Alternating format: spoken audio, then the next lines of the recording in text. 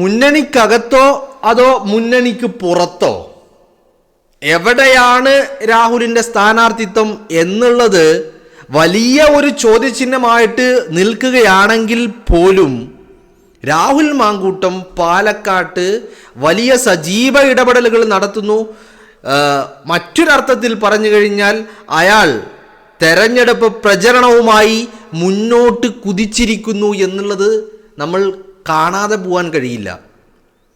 കാരണം ഇപ്പം രാഹുൽ മാങ്കൂട്ടം എന്ന് പറയുന്ന ആൾ വാർത്തകളിൽ ഒന്നുമില്ലെങ്കിലും തൻ്റെ മണ്ഡലമായ താൻ ഇപ്പോഴും MLA ആയി നിൽക്കുന്ന പാലക്കാട് നിയോജക മണ്ഡലത്തിൽ നോട്ടിഫിക്കേഷൻ വരുന്നതിന് മുമ്പേ രാഹുൽ മാങ്കൂട്ടം എന്താണ് ഇത്ര തിരക്കിട്ട വളരെ ബിസി ആയിട്ടുള്ള പരിപാടികളിൽ പ്രവർത്തനങ്ങളിൽ മുഴുകിയിരിക്കുന്നത് എന്ന് ചോദിച്ചു കഴിഞ്ഞാൽ എനിക്ക് തോന്നുന്നു തെരഞ്ഞെടുപ്പിൻ്റെ പ്രഖ്യാപനം ഉണ്ടാവുന്നതിന് മുമ്പ് തന്നെ എല്ലാ വീടുകളും കയറി ഇറങ്ങി എല്ലാ വീടുകളും ഒറ്റ ഒരു വീട് പോലും ഇല്ലാതെ എല്ലാ വീടുകളും കയറി ഇറങ്ങി ഒരു തെരഞ്ഞെടുപ്പ് ചിത്രത്തിലേക്ക് കാലെടുത്ത് വെച്ചിരിക്കുന്നു രാഹുൽ മാങ്കൂട്ടം എന്ന് വേണമെങ്കിൽ പറയേണ്ടി വരും.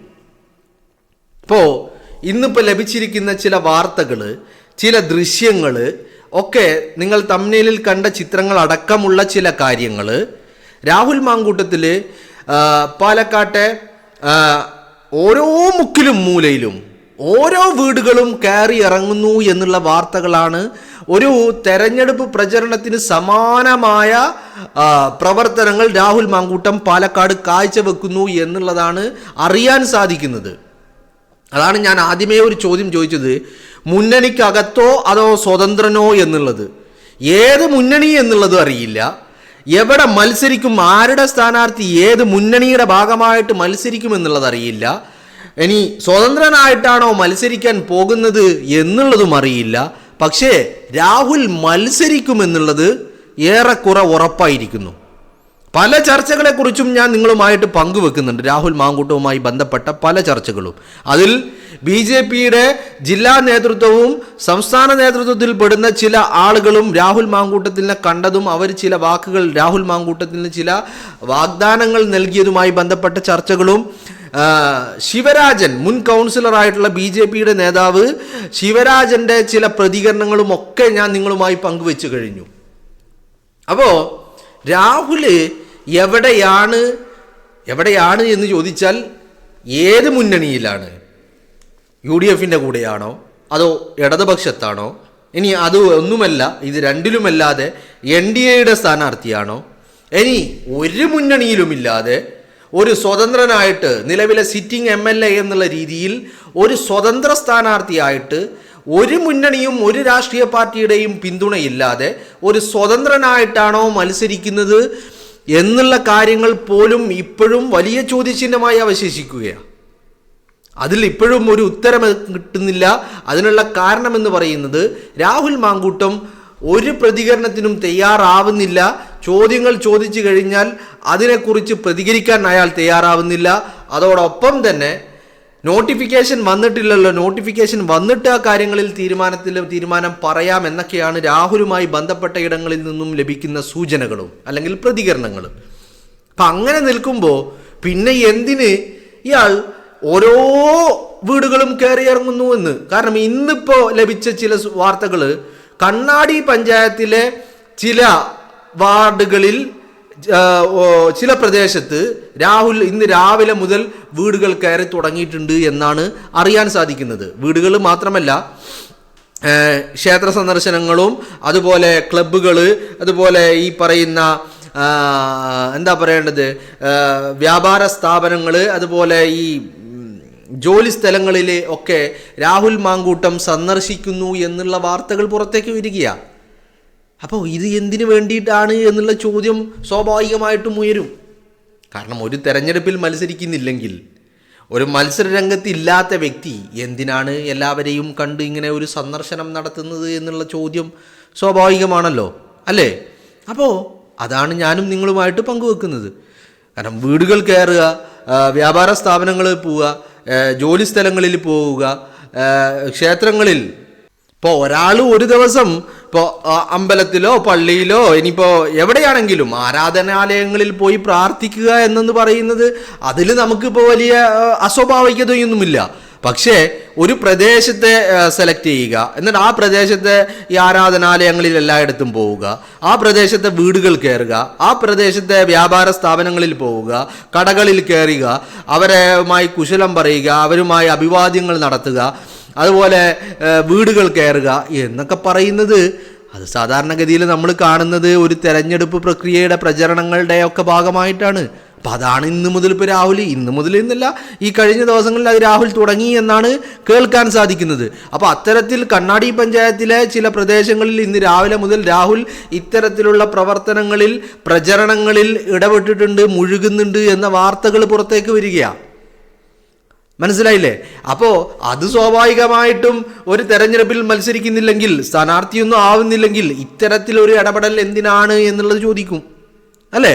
ഇപ്പോൾ ഒരു MLA എന്നുള്ള രീതിയിൽ അയാൾ എന്തെങ്കിലും ഒരു വികസന പ്രവർത്തനം, എന്തെങ്കിലും ഒരു പദ്ധതിക്ക് തുടക്കം കുറിക്കുക, അല്ലെങ്കിൽ മറ്റ് എന്തെങ്കിലും ചാരിറ്റി പ്രവർത്തനങ്ങൾ, ഭവന പദ്ധതികൾ ഒക്കെ മുന്നോട്ട് പോകുന്നത് അത് നമുക്ക് അങ്ങനെ ഒരു MLA എന്നുള്ള രീതിയിൽ എന്ന് വെച്ച് കാണാം. പക്ഷേ ഒരു പ്രദേശത്തെ ഓരോ പ്രദേശം മാറി മാറി, ഇപ്പോൾ കഴിഞ്ഞ ദിവസം മറ്റൊരു പ്രദേശത്തായിരുന്നു എന്ന് പറയുന്നത് കേൾക്കുന്നു, ഇന്ന് വേറൊരു പ്രദേശത്താണ് എന്ന് പറയുന്നത് കേൾക്കുന്നു.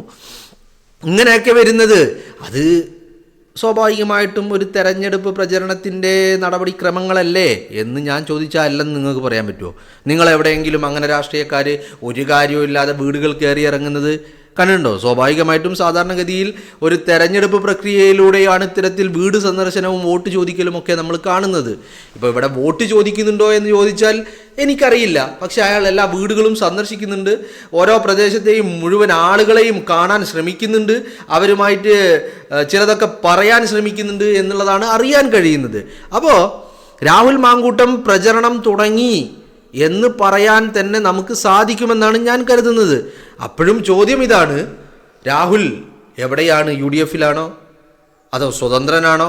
ഇനി അതല്ല മറ്റേതെങ്കിലും മുന്നണിയുടെ ഭാഗമാണോ? കാരണം അത് ഞാൻ അങ്ങനെ വേറെ ഏതെങ്കിലും മുന്നണി എന്ന് ഞാൻ പറയാൻ കാരണം അത്തരത്തിൽ ചില ചർച്ചകൾ ഇപ്പോൾ CPMുമായിട്ടല്ല, പക്ഷെ BJPയുമായിട്ട് ചേർത്ത് പിടിച്ച് രാഹുലുമായിട്ടുള്ള ചില ചർച്ചകൾ നടത്തിയെന്നും അതിൻ്റെയൊക്കെ അടിസ്ഥാനത്തിൽ ഈ പറയുന്ന പരാതിക്കാരിയുടെ ഭർത്താവ് രാഹുലിനെതിരെ ഒരു പരാതി ഉന്നയിച്ചപ്പോൾ ആ പരാതിയുമായി മുന്നോട്ട് പോകരുത്, നിയമ നടപടിയുമായി മുന്നോട്ട് പോകരുത് എന്ന് BJP നേതൃത്വം ആ പരാതിക്കാരനോട് ആവശ്യപ്പെടുന്ന ഘട്ടങ്ങളുമുണ്ടായി. അപ്പോൾ ഇതൊക്കെ കേൾക്കുമ്പോൾ എന്താണ് ഇനി പാലക്കാട്ട് എന്നുള്ളത് ഒരു വലിയ ആകാംക്ഷയോടുകൂടി നമ്മൾ ഉറ്റുനോക്കുകയാണ്. അങ്ങനെയല്ലാതെ ഇപ്പോൾ എന്ത് പറയാൻ പറ്റും? ഇപ്പം രാഹുൽ കോൺഗ്രസ് സ്ഥാനാർത്ഥിയാകുമെന്നുള്ളത് എനിക്ക് ഒരു 99.9% അല്ലെന്ന്, സ്ഥാനാർത്ഥി ആക്കില്ലെന്നാണ് ഞാൻ വിശ്വസിക്കുന്നത്. 99.9% കോൺഗ്രസ് രാഹുലിന് സീറ്റ് നൽകില്ല എന്നാണ് ഞാൻ കരുതുന്നത്. പിന്നെ രാഹുലിന് മുമ്പിലുള്ള ഒരു ഓപ്ഷൻ എന്ന് പറയുന്നത് ഒരു സ്വതന്ത്ര സ്ഥാനാർത്ഥിയാവുക എന്നുള്ളതാണ്. പിന്നെയുള്ളൊരു ഓപ്ഷൻ അത് പിന്നെ നമുക്ക് ഒരിക്കലും സംഭവിക്കില്ലെങ്കിലും അങ്ങനെ ഒരു പോസിബിലിറ്റി രാഹുലിന് വേണമെങ്കിൽ അങ്ങനെയാവാം. ഏതെങ്കിലും മറ്റ് ഇനിയിപ്പോൾ കോൺഗ്രസ് അല്ലാത്ത മറ്റാരുടെയെങ്കിലും ഒക്കെ സഹായത്തോടു കൂടി അവരുടെ മുന്നണിയുടെ സ്ഥാനാർത്ഥിയായിട്ട് പാലക്കാട് മത്സരിക്കുക എന്നുള്ളത്. അപ്പോൾ ഇതിലേതാണ് സംഭവിക്കുക എന്ന് ചോദിച്ചാൽ ഐ ഡോണ്ട് നോ എക്സാക്ട്ലി എന്താണ് എന്നുള്ളത്. എനിക്ക് ഒരു ഉറപ്പുമില്ലാത്ത കാര്യമാണ്. എന്താവുമെന്നുള്ളതും ഞാനും വളരെ ആകാംക്ഷയോടുകൂടി നോക്കിക്കാണുന്ന ഒരു കാര്യമാണ്. പക്ഷേ രാഹുൽ പ്രചരണ രംഗത്ത് ഇറങ്ങിയിട്ടുണ്ട് എന്നാണ് അറിയാൻ കഴിയുന്നത്. കാരണം വിവാദങ്ങളും ആരോപണങ്ങളും പരാതികളും ഒക്കെ നിലനിൽക്കുമ്പോൾ എല്ലാവരെക്കാളും ഒരു പടി മുന്നിലെത്താൻ വേണ്ടി കുറച്ചധികം സമയമെടുത്തുകൊണ്ട് ആളുകളെ കണ്ടുകൊണ്ട്, എസ്പെഷ്യലി ഈ വീട്ടമ്മമാരെയും സ്ത്രീ സമൂഹത്തെയും കണ്ടുകൊണ്ട് തനിക്കെതിരെ ഉയർന്നു വന്നിരിക്കുന്ന പരാതികളെക്കുറിച്ചോ അല്ലെങ്കിൽ അയാളുടെ എന്തെങ്കിലും ഒരു ഭാഗം ഉണ്ടാവുമല്ലോ അത് പറയുക എന്നുള്ളതായിരിക്കും രാഹുൽ നേരത്തെ കാലത്ത് മണ്ഡലത്തിലുള്ള എല്ലാവരെയും കാണാൻ ഒരു തീരുമാനമെടുത്തതിന് പുറകിൽ എന്നാണ് ഞാൻ ചിന്തിക്കുന്നത്. അങ്ങനെ ആയിരിക്കണമല്ലോ. അല്ലെങ്കിൽ നോട്ടിഫിക്കേഷനൊക്കെ വരുന്നതിന് മുമ്പേ ഇത്തരത്തിൽ വീടുകൾ കയറിയും ജോലി സ്ഥലങ്ങളിലും കടകളിലും ഒക്കെ കയറി എല്ലാവരെയും കാണേണ്ട ആവശ്യമുണ്ടോ എന്ന് ചോദിച്ചാൽ ഇല്ലെന്നാണ് എൻ്റെ അഭിപ്രായം. ഇനി എന്താണ് ഇതുകൊണ്ട് രാഹുൽ ലക്ഷ്യമാക്കുന്നത് എന്നുള്ളത് ഒരു ഒരു ഐഡിയയുമില്ല. പക്ഷെ പുറത്തുനിന്ന് നോക്കി കാണുമ്പോൾ ഇത്തരത്തിൽ വീടുകൾ കയറിയൊക്കെ ആളുകളെ കണ്ട് അവരെ അഭിവാദ്യം ചെയ്തും കുശലം പറഞ്ഞും ഇറങ്ങുന്നുണ്ടെങ്കിൽ അതിനുള്ള കാരണം എനിക്ക് തോന്നുന്നു രാഹുൽ സ്ഥാനാർത്ഥിയാകാൻ തീരുമാനിച്ചുറപ്പിച്ചു, മത്സരരംഗത്ത് ഉണ്ടാകുമെന്നുള്ള കാര്യം രാഹുൽ തീരുമാനിച്ചിട്ടുണ്ട് എന്നുള്ളതാണ്. കോൺഗ്രസ് സീറ്റ് നൽകിയാൽ അങ്ങനെ, അതല്ലെങ്കിൽ സ്വതന്ത്രനായിട്ടാണെങ്കിൽ അങ്ങനെ. ഇനി വേറെ വല്ല ചർച്ചകളും പുറത്ത് കേൾക്കുന്ന നമ്മൾ ചർച്ച എന്തെങ്കിലും കാര്യങ്ങളിൽ വല്ല വാസ്തവമുണ്ടെങ്കിൽ അങ്ങനെ എന്നുള്ള രീതിയിലായിരിക്കാം മേ ബി